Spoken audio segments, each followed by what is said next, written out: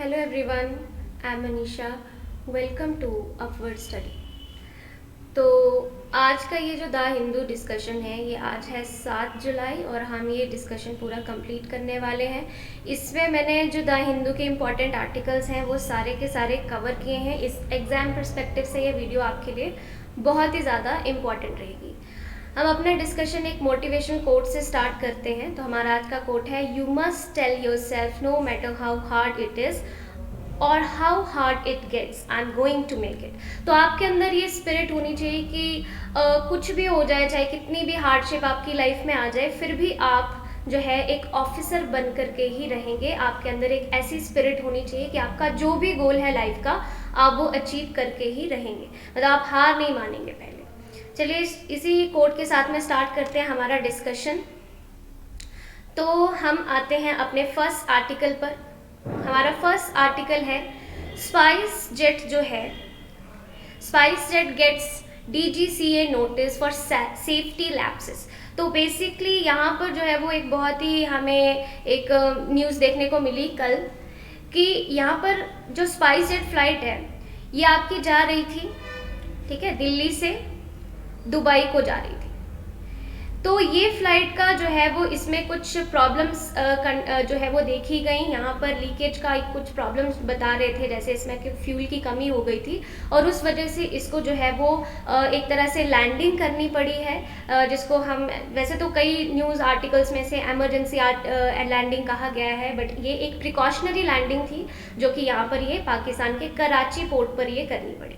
तो उसके बारे में ये पूरा का पूरा न्यूज़ है कि ये जो पुअर मेंटेनेंस है उसके बारे में जो है वो ये बात कर रहे हैं। तो बोल रहे हैं कि ये जो स्पाइस जेट है ये पूरा का पूरा जो रिलायबल सर्विसेज देने में फेल हो गई है और ये सब इस सब के बारे में ही ये पूरा का पूरा आर्टिकल है। तो इस आर्टिकल के बारे में हम कुछ चीज़ें देख लेते हैं।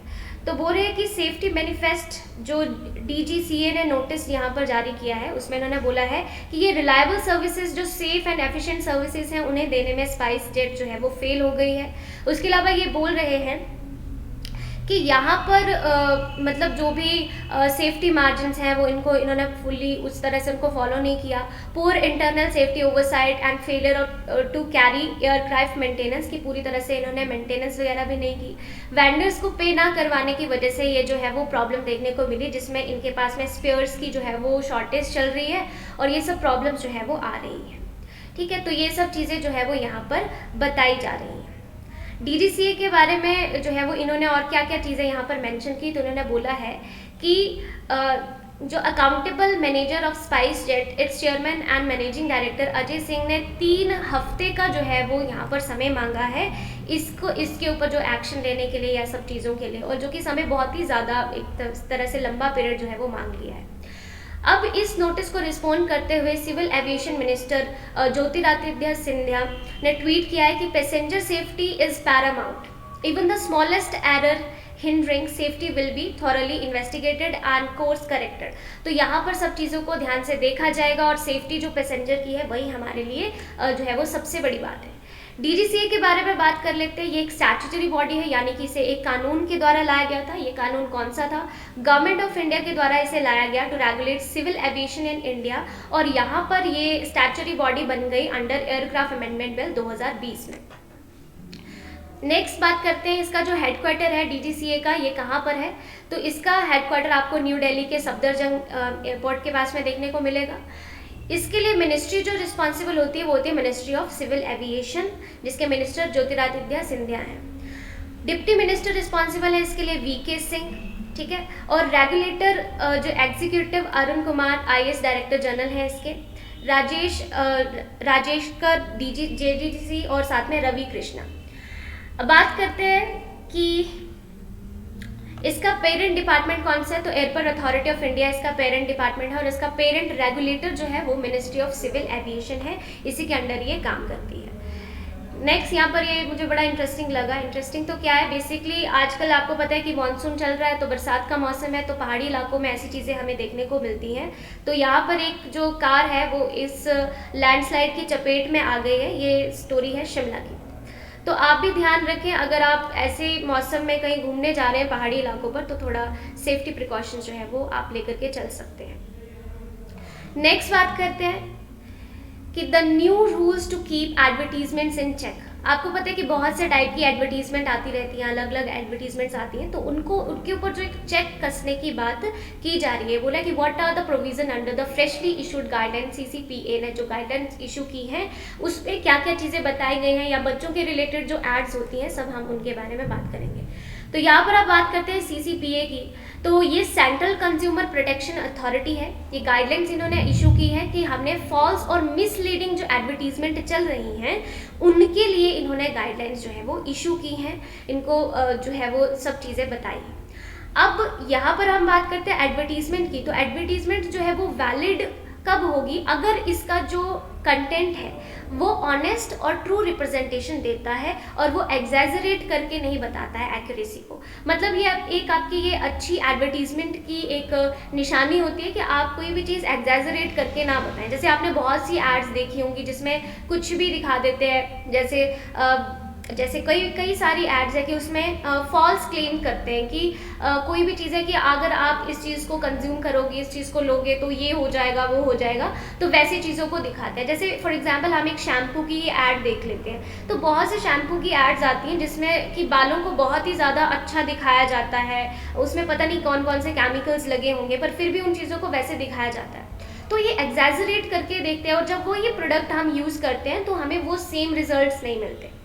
तो ये सब चीज़ें हमें यहाँ पर बोलते हैं कि ये मिसलीडिंग या जो ऐसी एडवर्टीजमेंट है उनको हम जो है वो वैलिड एडवर्टीजमेंट नहीं बोलेंगे। वैलिड एडवर्टीजमेंट कैसी होगी, जो कि ट्रू एंड ऑनेस्ट रिप्रेजेंटेशन हमें बताती होगी सामान की, और जो कि एग्जैजरेट नहीं करती होगी इसकी एक्यूरेसी की, इसकी साइंटिफिक वैलिडिटी होनी चाहिए और ये प्रैक्टिकल यूजफुल कैपेबिलिटी का होना चाहिए। उसके अलावा बात करते हैं in a prominent move advertisement that condone and encourage, inspire and unreasonably emulate behaviour, वो डेंजरस हो सकती है बच्चों के लिए। ऐसी एडवर्टीजमेंट को भी यहाँ पर जो है वो इनके लिए भी गाइडलाइन जो है वो जारी की है, इनको भी प्रोहिबिट करने की बात कर रहे हैं। अब वैलिड एडवर्टीजमेंट की हम पहले तो डेफिनेशन देख लेते हैं कि वैलिड एडवर्टीजमेंट होती कौन सी है। तो पहले जो मैंने आपको अभी भी चीज़ बताई है कि ये ट्रू एंड ऑनेस्ट होनी चाहिए, रिप्रेजेंटेशन होनी चाहिए किसी भी सामान की, और ये एग्जैजरेट नहीं करना चाहिए, कोई भी एक्यूरेसी है, साइंटिफिकली ये वैलिड होना चाहिए और यूजफुलनेस और कैपेबिलिटी भी होनी चाहिए। ये सब चीज़ें इन्होंने बताई हैं। अब बोले कि अगर यहाँ पर कोई लैप्स हमें इसमें देखने को मिलता है तो द एडवर्टीजमेंट में still be considered as valid if the advertiser जो है वो उसके लिए प्रॉम्प्ट एक्शन लेता है और कस्टमर को उनकी डेफिशिएंसी का बताता है। फॉर एग्जांपल कि अगर कोई यहाँ पर एडवर्टाइजर बता रहा है कि ये चीज़ जो है ये कंज्यूम करने से ये चीज़ें हो रही है और बहुत ही उसने एग्जैजरेट कर दिया है, तो उसको रियल उसके जो है वो रियल लाइफ एक्सपीरियंसेस या फिर डेमो जो है वो देने होंगे, जिससे कि लोगों को समझ में आए कि ये प्रोडक्ट सच में सही है या नहीं है। फिर बोल रहे हैं कि youth from the most impressible demographic for all advertiser to catch them young is a well known marketing strategy. मतलब कि आप देखो कि सबसे पहले कि अगर जो भी एडवर्टीजमेंट आती है बच्चों के लिए आ रही है, जैसे मान लो कि कोई भी एडवर्टीजमेंट है, फॉर एग्जाम्पल जैसे कॉम्प्लान है या फिर आपका हॉर्लिक्स है, तो इनके लिए क्या कर रहा है, ये ऐसी एडवर्टीजमेंट दे रहे हैं कि बच्चों को अट्रैक्ट कर रहे हैं। तो बच्चे क्या होते हैं कि उससे अट्रैक्ट हो जाते हैं और बोलते हैं कि नहीं मुझे यही चाहिए, मुझे यही चाहिए, जबकि इनमें जो है वो शुगर कंटेंट कितना भी ज़्यादा हो उस चीज़ से कोई फ़र्क नहीं पड़ता है। तो ये उन सब चीज़ों की बात कर रहे हैं कि वो अट्रैक्ट करना लोगों को, उनको कैच कर लेना, एक तरह से ये बहुत ही अच्छी मार्केटिंग स्ट्रैटेजी है, उसके बारे में बात कर रहे हैं। अब हो रहे हैं कि सरोगेट एडवर्टीजमेंट्स क्या होती हैं। अब आपकी जो सरोगेट एडवर्टीजमेंट्स हैं, अगर हम इनकी बात करें, ये कौन सी होती हैं, ये होती हैं जो शैडो ऑफ अदर गुड्स है ना, तो उनकी होती हैं ये, जैसे कि एड आपकी किसी और की चल रही है पर वो रियलिटी में बता कुछ और है। फॉर एग्जांपल हम पान मसाला की बात करते हैं, तो जो पान मसाला है अगर आप उसकी ऐड को ध्यान से देखेंगे, जो मतलब शाहरुख खान ने ऐड किया है या जो अक्षय कुमार ने ऐड किया है, ये कोई भी ये जो एड्स चल रही हैं, उसमें जो है वो नीचे लिखा होगा इलायची, तो वो इलायची फ्लेवर को वहाँ पर प्रमोट कर रहे हैं। बट जब आप देखोगे तो ये सेम ही उसी पैकेजिंग में जो है वो टबैको भी देंगे और वो सब चीज़ों को भी देते हैं। तो ये जो है वो सब चीज़ें यहाँ पर रहती हैं, तो इसको हम बोलते हैं सरोगेट एडवर्टीजमेंट, मतलब शैडो ऑफ अदर गुड्स की। उन्होंने बोला तो कुछ और है, मतलब कुछ आपकी चीज़ें ऐसी भी होती हैं जिनका सिर्फ नाम लेना ही काफ़ी होता है, और उनका नाम ही अगर आपने ले लिया, चाहे आप उसकी आड़ में कुछ भी चीज़ जो है वो बता दे, तो फिर लोगों को समझ आ जाता है कि ये क्या चीज़ है और वो उसी तरह से उसको खरीदते या बेचते हैं। तो वो सब चीज़ें वैसे चलती हैं। तो बोला advertisement of tobacco such as is prohibited by law, और सेम ही अल्कोहल के लिए भी है। अल्कोहल और टबैको का जो एडवर्टीजमेंट है वो प्रोहिबिट कर दिया गया है, तो इनको जो है वो किसी दूसरे प्रोडक्ट की आड़ में बेचा जाता है, जिसे हम सरोगेट एडवर्टीजमेंट बोलते हैं। अब बोल रहे हैं कि the cigarette and other tobacco products जो होता है, Prohibition of Advertisement and Regulation of Trade and Commerce Production Supply and Distribution Act 2003 के अंदर इसको जो है वो सबको बैन कर दिया गया था कि यहाँ पर सिगरेट्स है, चाहे टोबैको प्रोडक्ट है, चाहे वो कैसा भी प्रोडक्ट है, उसको जो है वो आपने ऐड नहीं करना है। उसको प्रोडक्शन, सप्लाई, डिस्ट्रीब्यूशन, कॉमर्स के लिए जो भी आप एडवर्टीजमेंट कर रहे हैं वो आप बंद कर दीजिए। ये बैन 2003 में ही लग गया था। अब बोल रहे हैं कि already seeks to the govern advertisement related tobacco, अब जो भी मैन्युफैक्चरर्स हैं वो उनको जो है वो एक तरह से वो शैडो या सरोगेट एडवर्टीजमेंट के थ्रू, या इसको एक उन्होंने एक ग्रे एरिया क्रिएट कर दिया है कि वो इसके थ्रू जो है वो इन सब की एडवर्टीजमेंट कर रहे हैं।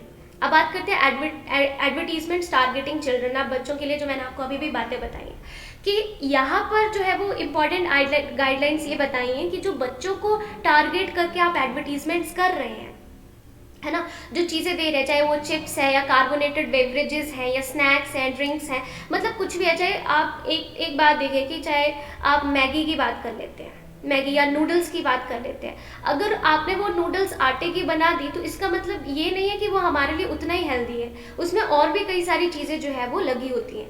जैसे जो है वो एक चीज़ ये भी बता दूं, जैसे ये हमारे जो ट्रेडिशनल फूड हैबिट्स हैं हमें उनसे जो है वो दूर करता है कि भूख लगी है, कुछ भी छोटा मोटा बना लो तो चलो नूडल्स खा लेते हैं या सूप पी लेते हैं। तो ऐसी चीज़ें कि जो हमारा दाल रोटी चपाती जो हमारा ट्रेडिशनल खाना है उससे जो है वो दूर कर रहा है, तो इसको मिसलीडिंग या मिसगाइडिंग जो है वो बोल रहे हैं। तो बोल रहे हैं कि ये जो भी कार्बोनेटेड बेवरेजेस हैं या अदर स्नैक्स या ड्रिंक्स हैं shall not be cast on channels and exclusively meant for children, and however it remains to be the seen as to whether such as guideline can survive challenge under जो article 14 and article 19(1)(g) के under हम देख रहे हैं। तो इसके अंदर बात करें, इंडियन कॉन्स्टिट्यूशन ने जो यहाँ पर चीज़ें बताई हैं, जैसे आप कार्टून नेटवर्क सब चीज़ें देखते हैं तो वहाँ पर भी जो एडवर्टीजमेंट वगैरह चलती हैं बच्चों के रिगार्डिंग, मतलब बच्चों को ये होता है कि अगर वो किसी चीज़ को देख रहे हैं, उनका फेवरेट कार्टून जो है वो उसको सेल कर रहा है, तो उनके लिए वो चीज़ जो है वो बड़ी इंपॉर्टेंट हो जाएगी, नहीं मुझे तो ये चीज़ चाहिए चाहिए चाहिए चाहिए। तो बच्चों का जो बिहेवियर है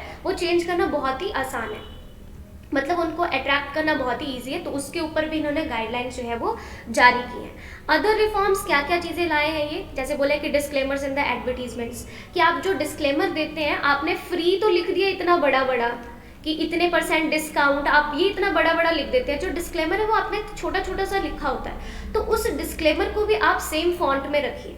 एक तो ये चीज़ ये यहाँ पर बोल रहे हैं कि clarify the claim made in such advertisement, जो है वो उसको क्वालिफाई भी करता है कि नहीं करता है, मतलब ये एम्बिग्विटीज़ नहीं रहनी चाहिए वहाँ पर, इस क्लेम्स के ऊपर भी आपको बताना चाहिए। चाहे वो ऐड कोई भी है, चाहे आप इंस्टा के थ्रू में ऐड, आपकी इंस्टाग्राम इन्फ्लुएंसर है वो ऐड कर रहे हैं, सोशल मीडिया पर कर रहे हैं, यूट्यूब पर ऐड कर रहे हैं, कुछ भी है, तो वो सब चीज़ें आपकी यहाँ पर रहती हैं, तो उन सब के बारे में यहाँ पर बताया जा रहा है। नेक्स्ट आर्टिकल जो है वो हमारे पास है taking stock of 5 years of GST. तो जीएसटी को 5 साल जो पूरे हुए उसके बारे में यहाँ पर कुछ डेटा पॉइंट दिया हुआ है, ठीक है। तो यहाँ पर बोलते हैं कि फाइंडिंग्स ने ये हमें चीज़ बताई है कि it has lowered inflation of food items and raise inflation of non food items, की जीएसटी की वजह से नॉन फूड आइटम्स का जो इन्फ्लेशन रेट है वो बढ़ गया है। इसके ऊपर हम डिटेल में बात करेंगे। देखिए रियलिटी में होता क्या है, मान लो कि किसान है, अब वो किसान ने क्या किया, उसने वीट उगाई, अब उसने जब वो वीट सेल किया तो उसके ऊपर जो है वो जीएसटी पड़ा, मतलब जीएसटी नहीं सॉरी, कोई भी टाइप का टैक्स पड़ा, ठीक है, जो जीएसटी से पहले की मैं बात कर रही हूँ, तो उसके ऊपर टैक्स दिया। फिर उसका जब आटा बना तो उस आटे के ऊपर भी जो है वो टैक्स दिया। उस आटे की जब ब्रेड बनी तो उस ब्रेड के ऊपर भी टैक्स दिया। तो कंज्यूमर जो है वो 3 बार एक ही चीज़ के ऊपर टैक्स दे रहा है। तो इस टैक्स को अवॉइड करने के लिए यहाँ पर जीएसटी लेकर के आए थे कि भाई जीएसटी एक ही बार में जो है वो कंबाइंड टैक्स होगा। अब ये एक ही बार में टैक्स लिया, हर एक लेवल पर हम टैक्स नहीं ले रहे हैं, तो यहाँ पर ये क्या हो गया है, इसका मतलब है कि हमारी फूड आइटम्स की जो इन्फ्लेशन है वो कम हो जाएगी, और ये रियलिटी में हुआ भी, हमारी फूड आइटम्स की जो इन्फ्लेशन है वो कम हो गई, पर जो नॉन फूड आइटम्स पर जो इन्फ्लेशन लग रहा है, जो इतनी महंगाई है वो बढ़ रही है। अब देखते कैसे, अब बोल रहे हैं कि for non exempted food and beverages implemented in GST is found to have negative impact of 4.42% on price levels. तो हमें ये चीज़ भी यहाँ पर देखने को मिल रही है। ओके, तो हम बात कर रहे हैं, तो बोल रहे हैं कि जो मॉन्यूमेंटल इनडायरेक्ट टैक्स रिफॉर्म है, यानी जीएसटी की हम बात करें, इसने 5 साल अपने सक्सेसफुली जो है वो पूरे कर लिए हैं। इसके इम्प्लीमेंटेशन के बाद में ये बताया जा रहा है कि इकोनॉमी में हायर रेवेन्यू बायंसी जो है, या lower inflation and higher revenue and higher growth जो है वो होना चाहिए था। अब जीएसटी के 5 साल पूरे होने के बाद में ये इन्फ्लेशन को क्या हो रहा है, मतलब क्या चीज़ें यहाँ पर चल रही हैं, उसके बारे में पूरा आर्टिकल। तो पूरे कि during 12 month preceding GST implementation consumer price index inflation was 3.66% ही यहाँ पर थी, और ये इंक्रीज हुई है 4.2% से, जो पोस्ट जीएसटी जो थे उनसे। तो बोल रहे कि इंडिया जो है वो सिर्फ ऐसा हायर इन्फ्लेशन फील करने वाला या विटनेस करने वाला अकेला नेशन नहीं है, ऐसे और भी कई नेशन हैं जिन्होंने जीएसटी को सिमिलर पैटर्न पर पहले ही हमसे इम्प्लीमेंट कर दिया था, जैसे ऑस्ट्रेलिया है, न्यूजीलैंड है, कनाडा है। तो आपको ये ना डेटा पॉइंट याद रखना है, मतलब डेटा पॉइंट को चाहे आप उतना भी याद मत रखिए, ओवरव्यू याद रखिए, बट ये चीज़ें याद रखिए कि हमसे पहले कहाँ कहाँ पर जीएसटी चल रहा था। अब उन्हें क्या, Australian competition and consumer consumption जो स्टडी शो करती है कि जीएसटी ने जो है वो इन्फ्लेशन को इंक्रीज कर दिया है। अब बोले कि rise in inflation post GST किस तरह से हमें देखने को मिल रहा है, तो बोले कि यहाँ पर जो जीएसटी इम्प्लीमेंट हुआ, इससे जो है वो टैक्स रेट और गुड सर्विसेज को अगर हम देखें तो कुछ ना कुछ यहाँ पर बदलाव देखने को हमें मिले। अगर हम ओवरऑल बात करें तो एक तो जीएसटी फाइल करना बहुत ही ज़्यादा कॉम्प्लिकेटेड है, मतलब लोग इसको समझ नहीं पाते, नॉर्मल इंसान को समझ नहीं आती कैसे जीएसटी फाइल करें, इतना कॉम्प्लेक्स मेथड है। तो यहाँ पर जो है वो उसको स्पेशल सीए की मदद लेनी पड़ती है कि जीएसटी को किस तरह से इम्प्लीमेंट किया जाए। तो वो सब चीज़ें मतलब कैसे उसको फाइल करना है, तो उसके लिए उसको एक सीए की हेल्प वहाँ पर चाहिए रही होती है। अब बोले कि जो एवरेज वेटेड जीएसटी रेट है was designed to be neutral, कि न्यूट्रल होना था उसको, but it might not have be contributed much as observed higher inflation, तो उसमें जो है वो ऐसा नहीं होना चाहिए था। बट यहाँ पर हमें देखने को उल्टा मिल रहा है। अब देखो इसका कारण जो है वो क्या हो सकता है, कई सारे कारण यहाँ पर आपके निकल के आ सकते हैं कि बेसिकली ये टैक्स स्लैब्स को जो है वो बार बार चेंज किया जाता है, तो वो सब चीज़ें, जैसे हमने एक पीछे जैसे भी आर्टिकल आया था कि जो डेयरी फार्मर्स हैं वो बहुत ही ज़्यादा नाराज़ है अभी कि जो उनके ऊपर जो टैक्स स्लैब बढ़ाया गया है, तो उसके उन सब चीज़ों को रिगार्डिंग ये रहता है। तो इन्फ्लेशन में कहीं ना कहीं कंट्रीब्यूट कर रहा है नॉन फूड आइटम्स में जीएसटी, ये सब बातें जो है वो निकल के आ रही हैं। नेक्स्ट आर्टिकल है डोमेस्टिक एलपीजी प्राइस अब बाय 50 रुपीज़, तो 50 रुपये जो है वो ये बढ़ गया है। अगर आप दिल्ली में रहते हैं तो दिल्ली में आपको ये 1053 रुपये का एक सिलेंडर जो है वो अब पड़ेगा, तो 50 रुपये जो है वो इसका रेट जो है वो बढ़ा दिया है। नेक्स्ट बोला जा रहा है कि पीटी उषा और इलिया राजा अमंग 4 पिक्ड फॉर राज्यसभा, इसमें वीरेंद्र हेगड़े है और साथ में विजेंद्र प्रसाद भी हैं जिनको जो है वो राज्यसभा के लिए चूज़ किया गया है। तो हम इनके बारे में कुछ बात कर लेते हैं, बेसिकली क्या चीज़ यहाँ पर ये बोल रहे हैं, ठीक है। तो यहाँ पर देखें तो बोले कि प्रेसिडेंट जो है राज्यसभा में 12 पर्सन को नॉमिनेट कर सकता है, ये प्रेसिडेंट की पावर है कि वो 12 आदमियों को नॉमिनेट कर सकता है राज्यसभा के अंदर। अब उनमें ये जो लोगों को करेगा तो वो किसी ना किसी फील्ड में जो है वो बहुत ही ज़्यादा एमिनेंस रखते होंगे, बहुत ज़्यादा इंपॉर्टेंट होंगे या नॉलेज वाले पर्सन होंगे, किसी भी तरह के हो सकते हैं, ठीक है। अब बोले कि letters in public service of the 7 seats were vacant, तो यहाँ पर जो है वो 4 को तो चुन लिया है, पर यहाँ पर अभी भी जो है वो 7 सीट जो है वो वेकेंट है, उनको अभी तक फिल नहीं किया गया। बात करते हैं पीटी उषा की, तो ये कोझिकोड केरला की रहने वाली है, वहाँ पर इनका जन्म हुआ था, ठीक है। और ये इंडिया की बेस्ट ट्रैक फील्ड स्टार्स में से एक है। अच्छा, एक सवाल है कि नहीं इनको हम ऐसे बैकडोर एंट्री क्यों दे रहे हैं, अगर ये इतने एमिनेंट है तो बैकडोर एंट्री क्यों दे रहे हैं, ये डायरेक्ट इलेक्शन लड़के क्यों नहीं आ सकते, क्योंकि देखिए ये यहाँ पर बहुत ही ज़्यादा इंपॉर्टेंट पर्सनैलिटीज़ होती हैं, और ये जो है वो एक तरह से हम समझ सकते हैं कि मतलब बिजी रहने वाले लोग, तो इनके पास इतना समय नहीं है कि ये अगर राजनीति में आना चाहें तो ये इलेक्शन के थ्रू आए, मतलब वो सब चीज़ों से बचने के लिए जो है वो इनको बैकडोर डायरेक्ट एंट्री जो है वो यहाँ पर दी जाती है, ठीक है। तो पीटी उषा जो है वो कई सारे स्कूल एथलेटिक्स के चलाती हैं, ट्रेनिंग यंग एथलीट्स को, एंड उनको जो है वो अर्जुना अवार्ड और साथ में पद्मश्री भी दिया जा चुका है। आपके लिए सवाल है कि पीटी उषा को अर्जुना अवार्ड कब दिया गया और साथ में पद्मश्री कब दिया गया, ये आपने यहाँ पर कमेंट बॉक्स में आप मुझे आंसर दे सकते हैं, ठीक है।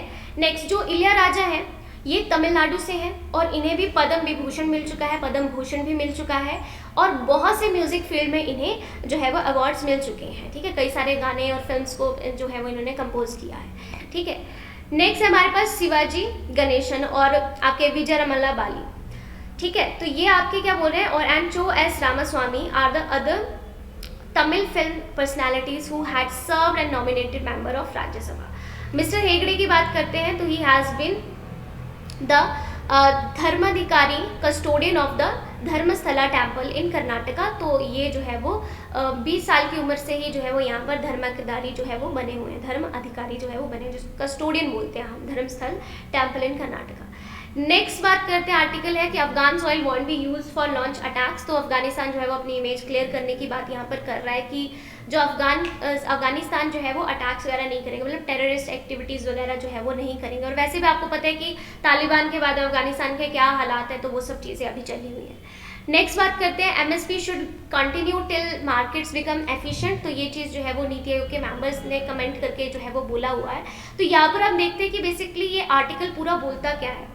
तो देखिए एमएसपी जो है, एमएसपी आपका क्या होता है, मिनिमम सपोर्ट प्राइस की एक कम्युनिटी के ऊपर मिनिमम इतना प्राइस तो मिलना चाहिए, तो गवर्नमेंट जो है वो इसको जारी करती है। अब देखते हैं जो आपकी संयुक्त किसान मोर्चा है, एसकेएम जो है, उन्होंने डिमांड किया है एक लॉ जो कि मिनिमम सपोर्ट प्राइस जो है वो करेगा एकदम से, ठीक है। तो ये नीति आयोग के मेंबर रमेश चंद ने ये चीज़ जो है वो बताई है। अब बोले कि एमएसपी को कंटिन्यू रखना चाहिए जब तक कि कॉम्पिटिटिव मार्केट जो है वो एफिशिएंट नहीं हो जाती है, तब तक एमएसपी जो है वो कंटिन्यू रहना चाहिए, ठीक है। पवेल कुसा कहते हैं, ये क्या है, कोऑर्डिनेटर ऑफ भारतीय किसान यूनियन यानी एकता उद्यान के ये कोऑर्डिनेटर है। इन्होंने बताया कि एमएसपी जो है वो डायरेक्टली लिंक करता है हमारे देश की फूड सिक्योरिटी से, ठीक है। तो फूड सिक्योरिटी से इसका लिंक जो है वो बता रहे हैं। MSP is linked to procurement, storage and distribution of food grains through PDS, जो पब्लिक डिस्ट्रीब्यूशन सिस्टम है उसके द्वारा जो है वो इसको प्रोक्योर, स्टोरेज एंड डिस्ट्रीब्यूट किया जाता है फूड ग्रेन्स को। ये चीज़ जो है वो बता रहे हैं। अब बात करते हैं, एक नया मेथड हमारे पास निकल के आ रहा है, डीपीपी मेथड। ये डीपीपी मेथड जो है वो ये क्या है, इसके बारे में हम जानते हैं। तो इसकी फुल फॉर्म है डेफिशिएंसी प्राइसिंग पेमेंट्स, ठीक है। तो बेसिकली यहाँ पर मिस्टर चांद ने जो है वो एक कॉन्फ्रेंस में कहा है कि जो डीपीपी है, ये आप इसको अगर आप ऐसे देखें कि it is one of the such means of giving MSP to farmers but at that DPP could not be stop once implemented. तो वो एक बार जो है वो इम्प्लीमेंट हो गया फिर नहीं हो सकता। अंडर द डिफरेंस बिटवीन, आप एक चीज़ देखते हैं कि open market price and MSP जो फार्मर्स को देते हैं उसमें ये एक तरह से डिफरेंस होता है। मतलब कि जैसे किसी चीज़ का जो प्राइस है वो कुछ सेट किया पर उसको थोड़ा कम में जैसे बेचा जाए, तो वो सब चीज़ें आपकी रहती हैं। It has been implemented in some states like जैसे मध्य प्रदेश जैसे स्टेट में इसको किया जाएगा। तो इन्होंने ये भी बोला है कि in some cases MSP is justified in times of volatility, ठीक है। अच्छा, बोले कि price and glut, I feel what matters is how we give MSP to farmers. तो एमएसपी जो है वो तब तक आपका मार्केट में रहना चाहिए जब तक कि मार्केट्स कॉम्पिटिटिव नहीं रह जाती, या एमएसपी जो है वो मतलब could can be given through the means other than procurement की, और भी किसी अदर तरीके से हमें इसको प्रोवाइड करवाना चाहिए। तो उसके ऊपर जो है वो ये सारा का सारा आर्टिकल्स है, आपकी छोटी मोटी चर्चा इसके ऊपर चली हुई है। नेक्स्ट आपका आर्टिकल है कि जो कोविड प्रिकॉशन डोज हैं, आप अगर आपकी दो डोज आकर आपकी पूरी हो चुकी हैं वैक्सीन की, तो उसके बाद में भी आप 6 महीने के बाद में जो है वो एक प्रिकॉशनरी डोज अगर लेना चाहते हैं तो आप ले सकते हैं। तो ये चीज़ बोली जा रही है। नेक्स्ट है RBI eases rules to boost forex inflows.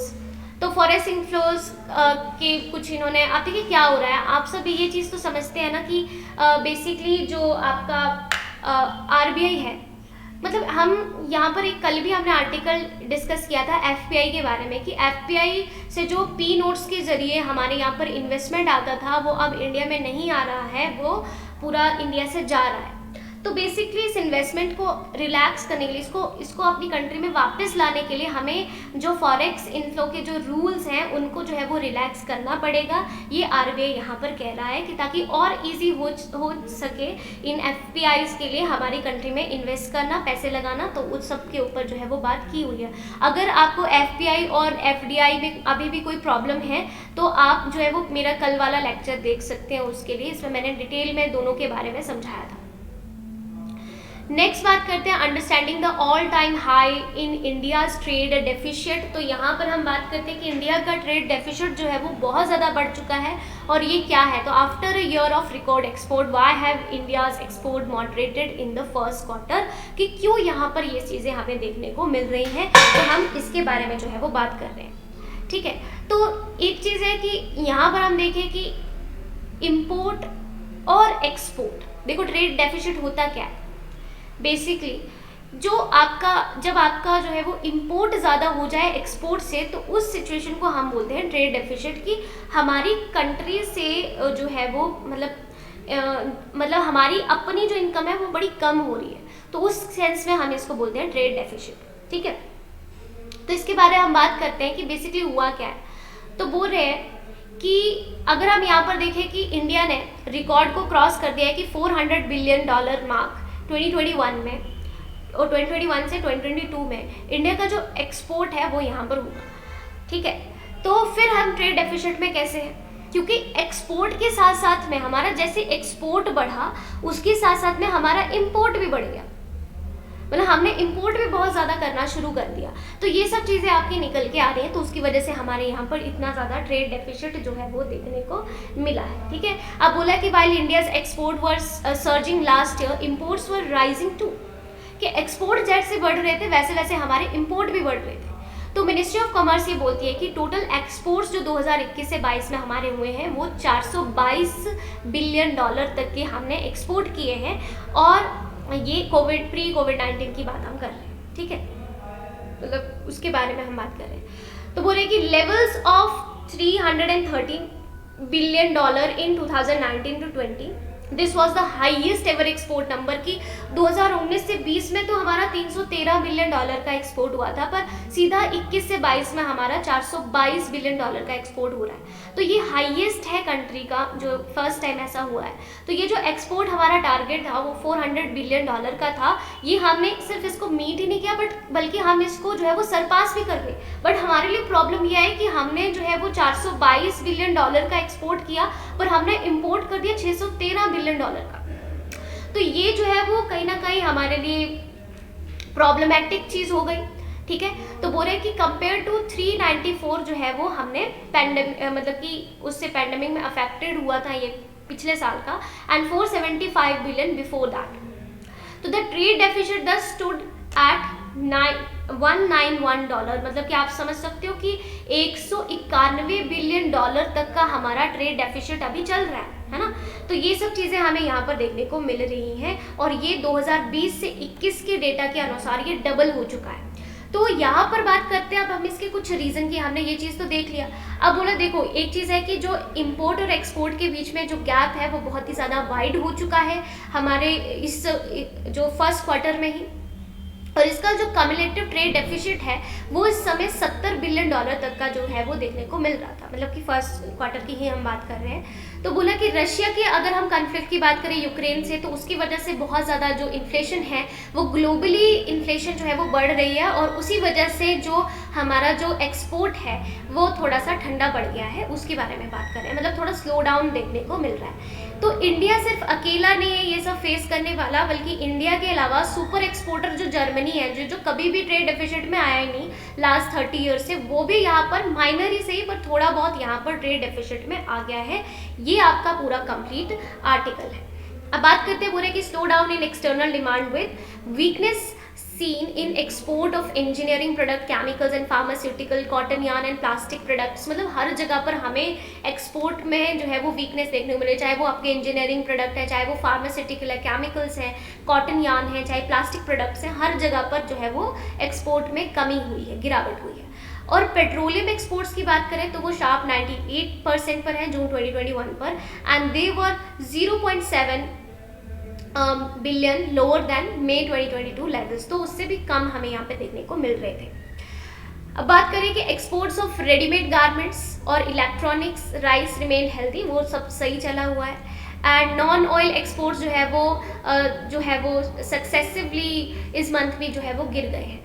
और लो स्किल एक्सपोर्ट्स की हम बात करते हैं, जैसे एग्रीकल्चर है और टेक्सटाइल है, वो बहुत ही ज़्यादा उनमें गिरावट देखने को मिल रही है। और जो हाई स्किल एक्सपोर्ट्स है, जो इंजीनियरिंग गुड्स या फार्मा वगैरह है, उससे ज़्यादा गिरावट लो स्किल एक्सपोर्ट्स में हमें देखने को मिल रही है। अब बात करते हैं कि the volatility in financial market and sharp inflation have also driven up imports of gold and consider safe. अब देखिए कि बेसिकली हुआ क्या था कि एक तरह से हम देखें कि जैसे एफपीआईज इंडिया से आउट होना शुरू हुए या पी नोट्स के जरिए जो इन्वेस्टमेंट हुआ था वो बाहर जाने लगे, तो रुपये की वैल्यू घट गई। ठीक है, अब कैसे रुपये की वैल्यू घटी? क्योंकि यूएसए ने जो है वो अपने इंटरेस्ट रेट में थोड़ा चेंज कर दिया। ठीक है, उन्होंने बढ़ा दिया और यहाँ पर जो है वो रुपये की वैल्यू जो है वो घट गई। अब रुपये की वैल्यू को ठीक करने के लिए गवर्नमेंट ने जो है वो गोल्ड पर इंटरेस्ट जो है वो बढ़ा दिया ताकि हम गोल्ड को खरीदे ना। बट इंडियंस की जो अर्ज है गोल्ड को खरीदने के लिए वो तो कभी ख़त्म नहीं होती है। तो कोल वैसे हम बात करें कि जो इम्पोर्ट्स ऑफ गोल्ड है वो सेफ हेवन एंड उसको भी प्राइस राइज का हम देख सकते हैं कि प्राइस राइज उसकी वजह से भी हो रहा है क्योंकि हमने इम्पोर्ट गोल्ड करना शुरू कर दिया। अब बोले कि कोल इम्पोर्ट्स जो है वो 242% ज़्यादा बढ़ गए और गोल्ड के 170% से ज़्यादा बढ़ गए। और क्रूड ऑयल इंपोर्ट्स जो है वो 94% हमारे यहाँ पर बढ़ गए। तो इंपोर्ट में हमें जो है वो लगातार बढ़ोतरी देखने को मिली हर जगह से, है ना। बोला but non oil and non gold imports की अगर हम बात करें तो वो रोबस्ट ग्रो हुए, 31.7% ही यहाँ पर ग्रो हुए।